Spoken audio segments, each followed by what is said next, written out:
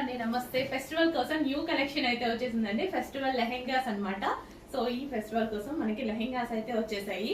So మనకి ఇది వచ్చేసి గ్లాసీ సాటిన్ అయితే వస్తుంది. సో షైనీ ఫ్యాబ్రిక్ అండి, ఇది మనకి చక్కగా షైనీ ఫ్యాబ్రిక్, హెవీ ఉంటుంది.